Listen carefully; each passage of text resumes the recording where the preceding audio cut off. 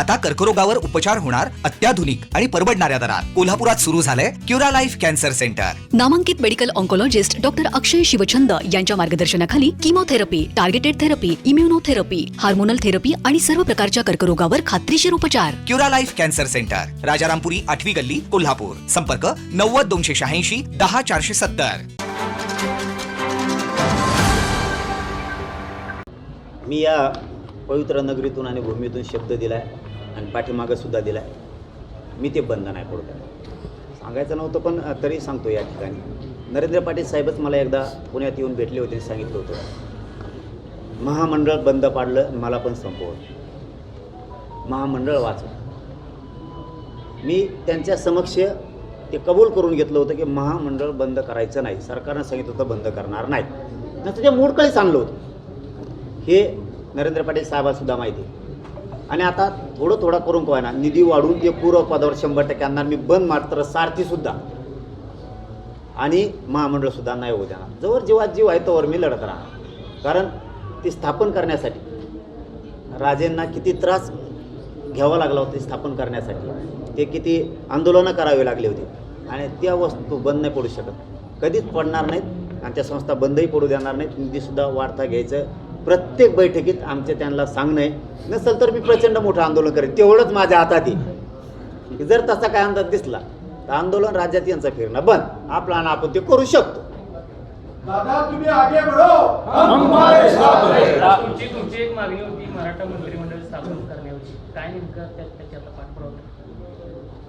मराठा आणि कुणबी स्वतंत्र मंत्रालय असणं हे आवश्यक आहे।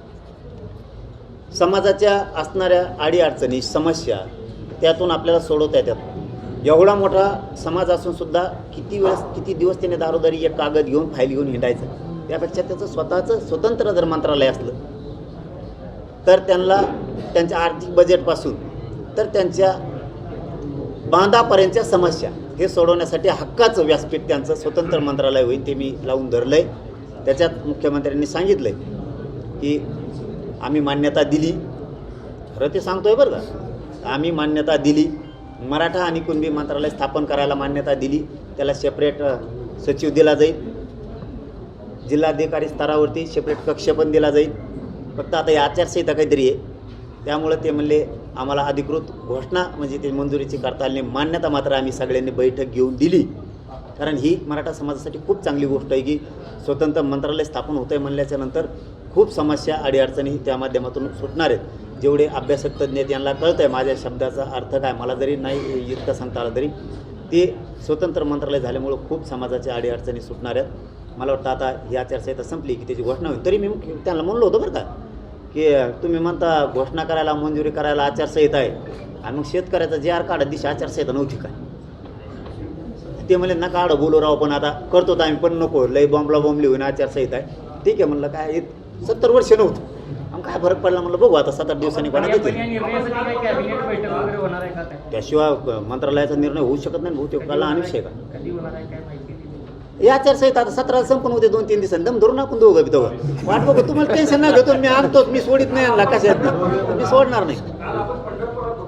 रोहित पवारांना आपण सल्ला दिला होता, सरकार जर चर्चेला तयार असेल तर तुम्ही चर्चेसाठी जा, आंदोलन करून माझ्या तब्येतीचं जे झाले तसंच होणार आहे। तर त्यांनी तुमचं सल्ला कदाचित मान्य केला, त्यांनी आंदोलन मागे घेतलेलं आहे। कसं पाहता याकडे सरकार दखल घेईल असं वाटतं तुम्हाला? नाही, माझा सल्ला मान्य करावा इतका मी ही पण नाही आहे की आपला केलाच पाहिजे। मी माझी फक्त भावना सांगितली होती की बाबा उपोषणानं लय हाल होते, मग खरंच लय आले, उपोषण सोपं नाही। मी फक्त तेवढंच सांगितलं आणि मी पॉझिटिव्ह यासाठी झालो, हे नाही आत्तापर्यंत घुमिलेचं आम्हाला सरकार नुसते कागद कुंकड मात्रा होकी देईन, कुंकड अनुस्वारच होकी देईन, कुंकड टिंबच देणार नाहीत, इथपासून लफडे करायला लावते। ते लय नमुने बाज येतं ही वर्ग आहे ती, हे निबार माथ्याचे, त्यांना लय निबार माथ्याचा माणूस लागतोय। मला लय उशिरा कळत गेलं कुंकड अनुस्वार दिल्यावर काय होतं, कुंकड टिंब काढल्यावर काय होतं, कोणा आडी रेग उडी देईन, एका रेगीनं काय होतं हे सुद्धा मला नंतर कळायला लागलं। इतकी विचित्र आहे ते, म्हणलं तसंही फसू शकतात। पण आताच्या ज्या 14-15 मागण्या आहेत याच्यातल्या बऱ्याच मागण्यावरती त्यांनी GR काढलेत, चांगले निर्णय घेतलेत। म्हणलं जरा मी आता फडणवीस साहेबांना सुद्धा आभार मानलेत, त्यांना सुद्धा चांगलं म्हणलोय। याच्या अगोदर आमच्या शिंदे साहेबांनी खूप निर्णय केले होते, एकनाथ शिंदे साहेबांनी, त्याबद्दलही आम्ही त्यांचं कौतुकच केलं. करणारच बोललं पाहिजे राव, करतोय म्हणल्यावर आपण बोललं पाहिजे की केलं. मग उदय सामंत साहेब, शंभूराज देसाई साहेब, हे सगळ्यांच्याच बद्दल आमचं त्यावेळेसचं बोलणं व्हायचं की त्यांचे मंत्री काम करतात. आता यांचेही करतात म्हणालोत ना, कधी हे द्यायला लागलेत. म्हणून मी त्यांना म्हणलं की विखे पाटील साहेबांनी केलं, प्रसाद लाड साहेबांनी केलं, आता मुख्यमंत्री साहेबसुद्धा मराठ्यांसाठी काम करतायत. सध्या नाही केलं की पुन्हा त्यांचं आपलं लागणारच, त्यात काही दुमत नाही. आपण काय मित्रत्व करत नाहीत, आपल्यासाठी देव आपली जात आहे, त्यापेक्षा आपण मोठं कोणाला मानतच नाही. यांच्या मित्रत्वाशी मला देणं घेणं नाही. माझं समाजाचे लेकरं कसे अधिकारी साहेब होतील हे स्वप्न बघून मी घराच्या बाहेर, त्यासाठी मी वाटेल ती किंमत मोजायला तयार आहे, जीवाचं रान करतो. मी मात्र त्यांच्यावरती सध्या विश्वास ठेवला आहे, तुम्ही पण ठेवा, एवढंच त्यांना म्हणलो होतं. कारण भरणे मामा त्यांना काहीतरी म्हणले होते,